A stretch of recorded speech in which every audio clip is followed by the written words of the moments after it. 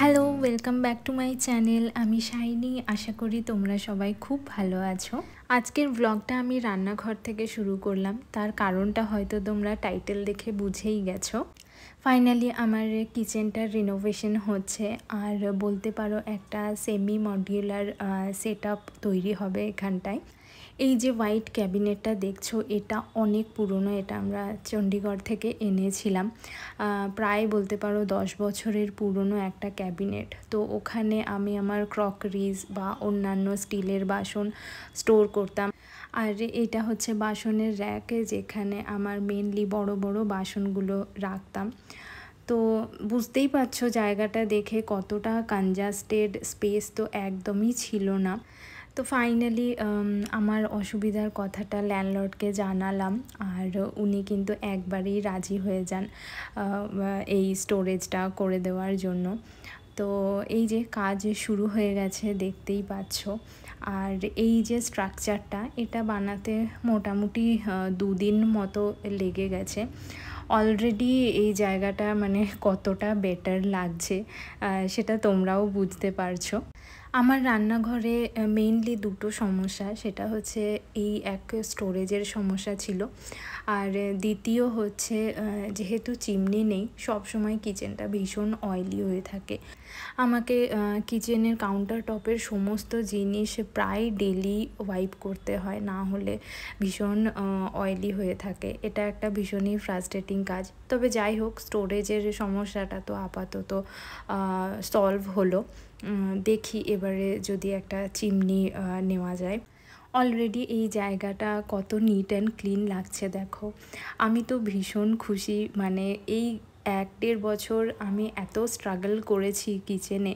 মানে একটা extra cup রাখতে হলেও আমাকে 4টে জিনিস সরিয়ে তারপরে জায়গা করতে হতো। আমাদের ল্যান্ডলর্ড বলেছিলেন, তুমি তোমার পছন্দের কালারেরই ক্যাবিনেটসগুলো বানিও, আমার কোনো তাতে আপত্তি নেই। তো আমি একটা নিউট্রাল শেডই দিয়েছিলাম সানমাইকারের। কালারটা কেমন লাগছে তোমরা জানিও। এই হচ্ছে আমার ঘরের অবস্থা। মানে হিরে থেকে জিরে সব কিছুই এই টেবিলের ওপর এসে জমা হয়েছে। আরও কিছু ছোট কাজও একবারে করিয়ে নিচ্ছি, যেমন এক্সট্রা 2টো শেলফ অ্যাড হবে। আর এই যে ক্যাবিনেটটা দেখছো, এটাকে ইচ্ছা আছে আমার একটা কফি কর্নার কাম ক্রকারি ইউনিট হিসেবে ব্যবহার করার। আজকে ফাইনালি সমস্ত কাজ কমপ্লিট হলো, শুধু শেলফগুলোই লাগানো বাকি আছে। ওগুলো ওনারা বলেছেন পরে একদিন এসে লাগিয়ে দিয়ে যাবেন। তো ওনারা যেহেতু আজকে 7:30টাতেই চলে এসেছিলেন, তো আমি কোনো রান্নাবান্না কিচ্ছু করতে পারিনি। ইনফ্যাক্ট আজকে ওনাদের আসার কথা ছিল না। তো সেই বুঝে আমি ভেবেছি যে ঠিক আছে, পরেই রান্নাটা করব।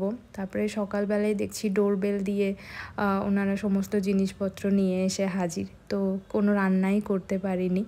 সকালেই আমি ব্রেকফাস্টের সময় কটা এক্সট্রা রুটি বানিয়ে রেখেছিলাম। তো এখন ভাবলাম ঝটপট একটু পনির রোল বানিয়ে নিই, কারণ ভাত, ডাল, তরকারি এইসব বানাতে গেলে অনেকটাই সময় লাগবে। এটা ঝটপট হয়েও যায়, মোটামুটি 15 মিনিটের মধ্যে এটা রেডি হয়ে যাবে। আর যথেষ্ট ফিলিং, হেলদি আর টেস্টি তো অবশ্যই। 1 চামচ বেসন আর বেসিক কিছু মশলা দইয়ের মধ্যে দিয়ে পনিরগুলো আমি ম্যারিনেট করে রেখেছিলাম প্রায় 5 থেকে 7 মিনিট মতো। তারপরে থিনলি স্লাইস করা কিছু সবজি হাই ফ্লেমে একটুখানি কুক করে নেওয়ার পরে পনিরগুলো অ্যাড করে দিয়েছি। এবারে এটাকে ততক্ষণ অবধি রান্না করব যতক্ষণ না পনিরের গায়ে ভালোভাবে মশলার একটা কোটিং চলে আসে। একটা শুকনো শুকনো মাখা মাখা হবে আর কি পনিরটা। গার্নিশ করেছি অল্প একটু ক্যাচআপ আর ফ্লেভার দই দিয়ে। দইটাকে জল ঝরিয়ে তার মধ্যে একটু garlic powder, chilli flakes, oregano আর সামান্য পরিমাণ নুন দিয়ে ভালোভাবে মিক্স করে তারপরে আমি এটা ব্যবহার করেছিলাম। সকালের দিকটা ভীষণ হেকটিক ছিল, আমি দুপুরবেলায় তাই একটু ঘুমিয়ে পড়েছিলাম। আর এখন বিকেলবেলা, তো ভাবলাম মিশু তো এখন ঘুমোচ্ছে, যতটুকু পারি কিচেনটা একটু সেট করে নিই।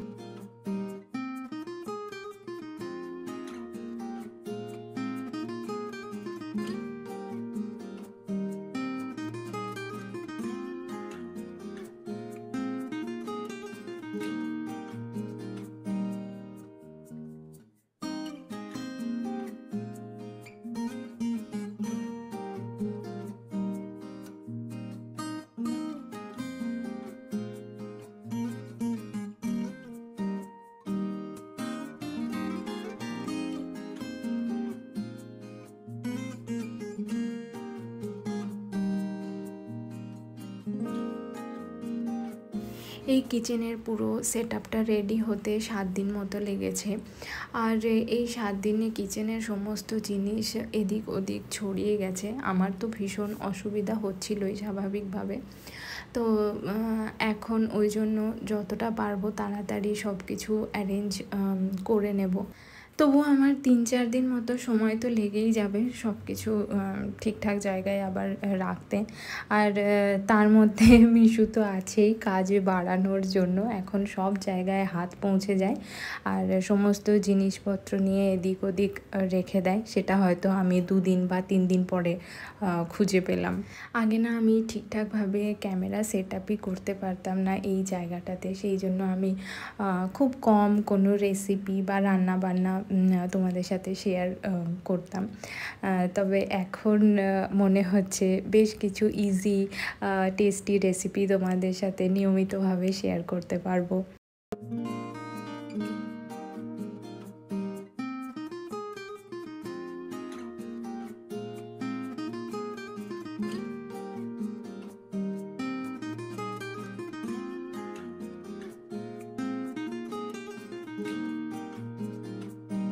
এই দিকের কর্নারে যে শেলফটা আছে সেখানে আমি আমার বড় বাসন মানে হাঁড়ি কড়াই এইসব জিনিসগুলো রাখলাম। আর যেগুলো মোটামুটি মিডিয়াম সাইজ বা ছোট বাসনপত্র সেগুলো এই দিকের নিচের শেলফটায় রাখবো। এখন আপাতত এরকমভাবেই রাখছি। তবে আমার মনে হয় যখন পুরোপুরিভাবে কাজ করতে শুরু করব তখন বুঝতে পারবো যে কোন জিনিসটা কোথায় রাখলে সুবিধা হবে। কিছুদিন আগে ইউটিউবে আমাকে একজন মেসেজ করেছিল, ও বলেছিল যে আমি যাতে ভ্লগে ওর নামটা মেনশন করি। So Ankita, thank you so much for supporting me. আমার ব্লগ তোমার ভালো লাগে এটা জেনে ভালো লাগলো। আর অঙ্কিতারও একটা ইউটিউব চ্যানেল আছে, অঙ্কিতাস কিচেন, তো চাইলে তোমরা ভিজিট করতে পারো।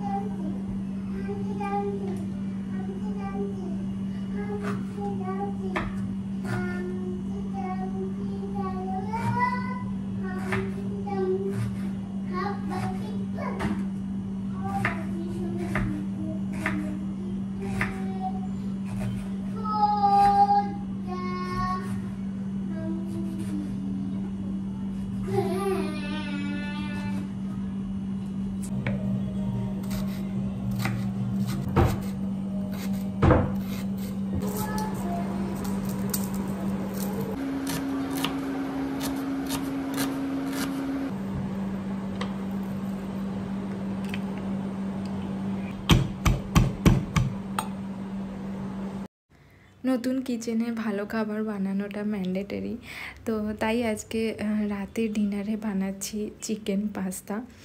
রেসিপিটাও তোমাদের সাথে শেয়ার করছি, দেখে নাও। আমি দুঃখ পাইনি। এটা কি করেছো তুমি? এটা কি? আজকে আমি চিকেন হোয়াইট সস পাস্তা বানাচ্ছি, কিন্তু একটু ডিফারেন্ট প্রসেসে। তো অবভিয়াসলি পাস্তা বানানোর জন্য পাস্তাটাকে প্রথমে বয়েল করে নিয়েছি। আর চিকেনটা ম্যারিনেট করেছিলাম একটু রসুন কুচি, নুন, গোলমরিচ, চিলি ফ্লেক্স আর অরিগ্যানো দিয়ে। এবারে কড়াইতে সাদা তেল দিয়ে ভালোভাবে গরম করে ম্যারিনেট করে রাখা চিকেনটা মিডিয়াম টু হাই ফ্লেমে অল্প সময়ের জন্য ভেজে নেব। চিকেনটা বেশিক্ষণ ধরে ভাজার কিন্তু দরকার নেই, বেশিক্ষণ ধরে ভাজলে শক্ত হয়ে যাবে আর সেটা খেতে খুব একটা ভালো লাগবে না। চিকেনগুলো ভেজে তুলে নিয়েছি আর সেম কড়াইতেই খানিকটা বাটার দেওয়ার পরে রসুন কুচি দিয়ে দিয়েছি আর দিয়েছি খানিকটা চিলি ফ্লেক্স। এতে কিন্তু খুব ভালো একটা ফ্লেভার আসবে। রসুনটা খুব সামান্য ভেজে নিয়ে তার মধ্যে দিয়ে দেব কুচনো পেঁয়াজটাও খুব বেশিক্ষণ ভাজবো না, জাস্ট ট্রান্সলুসেন্ট হবে। তার মধ্যে দিয়ে দেব সবজিগুলো। সবজির মধ্যে আমি এখানে ব্যবহার করেছি গাজর আর ক্যাপসিকাম, তোমরা চাইলে কর্ন, ব্রকলি, বিনস এগুলোও অ্যাড করতে পারো।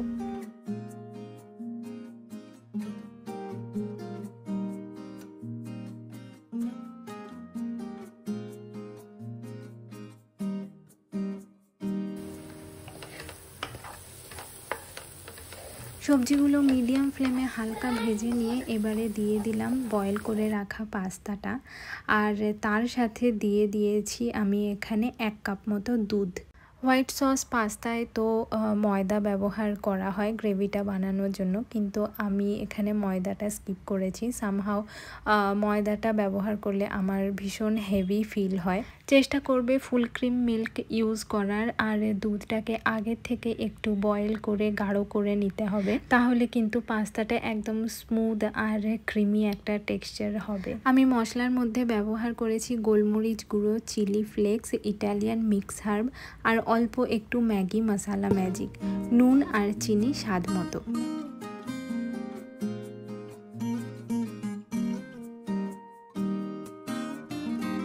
এটা প্রায় 5 থেকে 7 মিনিট ধরে বয়েল করার পর এখন আরও একটু দুধটা গাঢ় হয়ে গেছে, ক্রিমি একটা টেক্সচার চলে এসছে। এর মধ্যে এখন আমি ভেজে রাখা চিকেনগুলো মিশিয়ে দিলাম।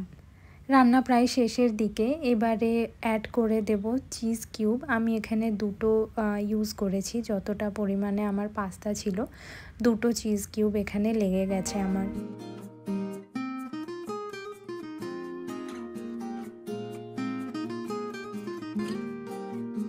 সব কিছু খুব ভালোভাবে মিশিয়ে গ্যাস বন্ধ করে 5 থেকে 7 মিনিট মতো ঢেকে রেখে দেব। পাস্তা বানানো শেষ, এবারে খাওয়ার পালা।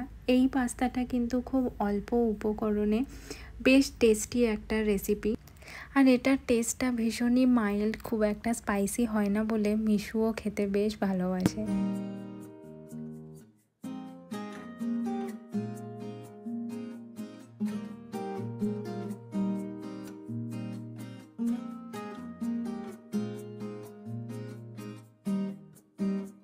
দেখে হয়তো বোঝা যাচ্ছে যে পাস্তাটা কতটা ক্রিমি আর স্মুথ টেক্সচারের হয়েছে। একবার ট্রাই করো আর আমাকে জানিও তোমাদের কেমন লাগলো।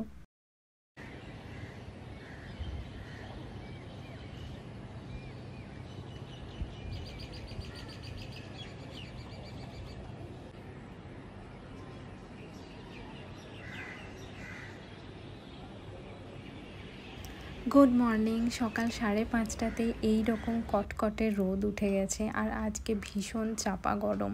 নিউজে তো বলছে কাল থেকে নাকি সাইক্লোন আসছে। তো যারা পশ্চিমবঙ্গ এবং বাংলাদেশের উপকূলবর্তী এলাকা থেকে আমাকে দেখো, তাদের উদ্দেশ্যে বলছি তোমরা প্লিজ সবাই খুব সাবধানে থাকবে, নিজেদের ভালো মতো খেয়াল রেখো। সকাল থেকে উঠেই আবার লেগে পড়েছি কিচেন গুছোতে, কারণ মিশু উঠে গেলে এই কাজগুলো আর কিছুই করা যাবে না, ও সমস্ত লণ্ডভণ্ড করতে শুরু করবে। আমি এখন কন্টেনারগুলোকে ভালোভাবে ওয়েট ওয়াইপস দিয়ে মুছে নিচ্ছি, যদিও একটু তেলতেলে ভাব আছে, তবে যেরকম যেরকম জিনিসপত্র শেষ হবে সেই রকম ধুতে থাকবো, তাহলে আর সেই তেলচিট ভাবটা থাকবে না।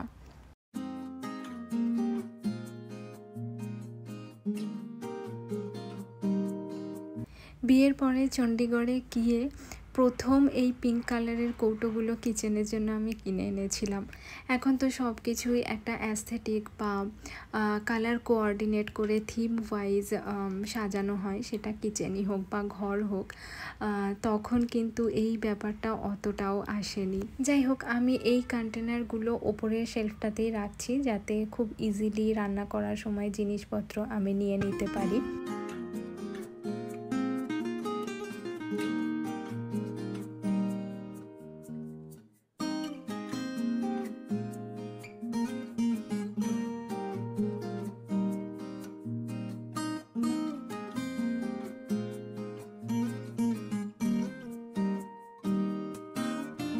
কে বলবে সসের বটলসগুলো আমি এই 1 সপ্তাহ আগেই পরিষ্কার করলাম।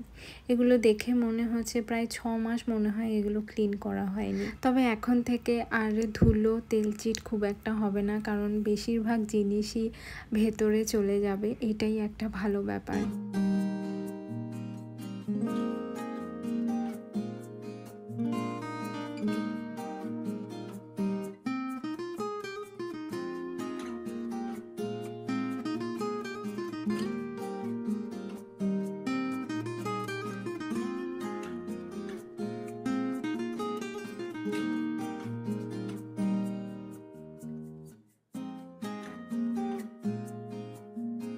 আমি এই বাস্কেটটার মধ্যে সস, আচার, chia seed, flakes seed, chocolate powder এগুলো এখানটাতেই রেখেছি।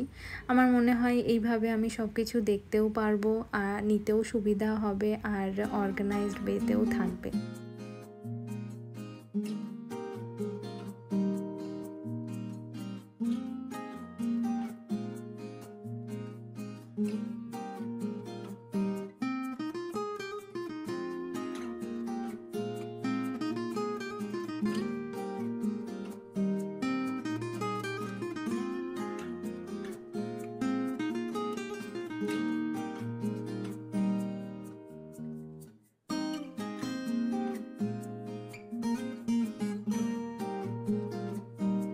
এই চেম্বারটা বেসিক্যালি কাটলারি রাখার জন্য, কিন্তু এটাকে আমি as a spice organiser use করছি। এইভাবে আমি দেখতেও পাবো, আমার মশলাগুলো নিতেও সুবিধা হবে। আর একটা র্যাক ছেড়ে দেব, সেখানে আমি ঠিক করেছি আমার হাতা, খুন্তি বা আরও যেসব দরকারি জিনিস আছে সেগুলো রাখবো।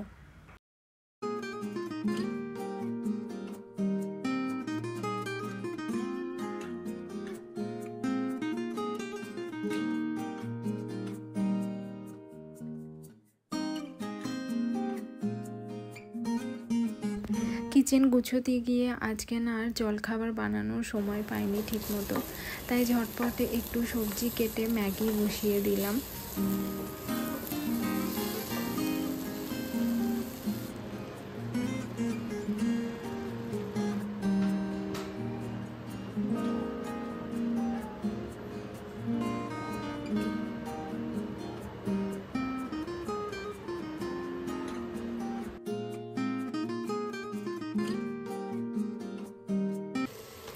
কালকে ইউটিউবে একটা খুবই ইজি চিকেন পোলাওয়ের রেসিপি দেখলাম, আর আজকে সেটা ট্রাই করছি। যদি ভালো হয় তাহলে রেসিপিটা তোমাদের জানাবো।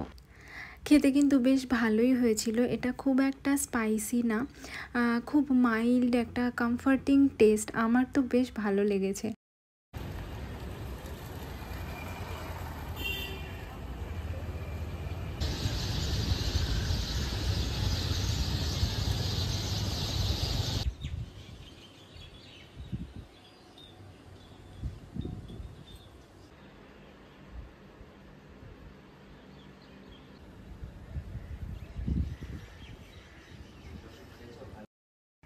আজকে সকাল থেকে ওয়েদার খুবই খারাপ, বেশ ঝোড়ো হাওয়া দিচ্ছে, আর বৃষ্টি তো রাত থেকেই শুরু হয়ে গেছিলো।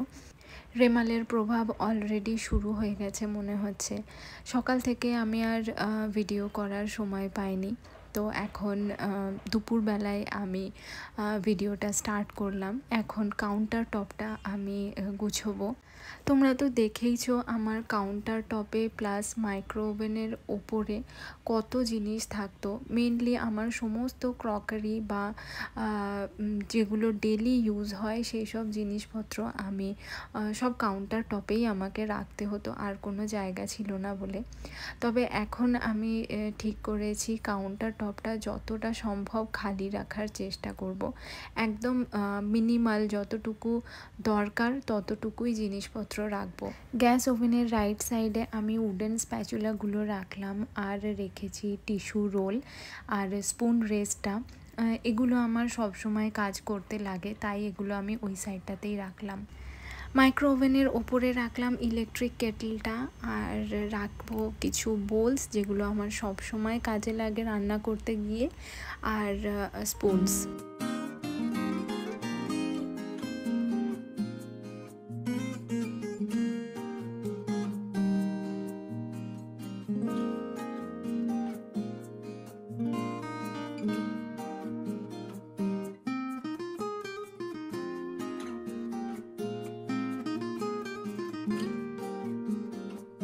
এর আগে যতবারই আমি কিচেন ডেকোরের ফটোজ আপলোড করেছি, ভিডিওস আপলোড করেছি, খুব অ্যাপ্রিসিয়েশন পেয়েছি। তবে আমি জানি একমাত্র যে সেগুলো মেনটেন করতে আমার কতটা কালঘাম ছুটেছে। লাইট আর গাছ ছাড়া তো আমার কাছে ডেকর বলো বা অর্গানাইজিং বলো সবই ইনকমপ্লিট মনে হয়। তো ফেয়ারি লাইটটাকে ভালো করে মুছে টুছে আবার এখানেই সেট করব ঠিক করেছি। আর কিছু অ্যাড করব আর্টিফিশিয়াল প্লান্টস, কারণ এখানে রিয়েল প্লান্টস রাখলে আবার তেলচিট হয়ে যাবে। Now it's time for final reveal.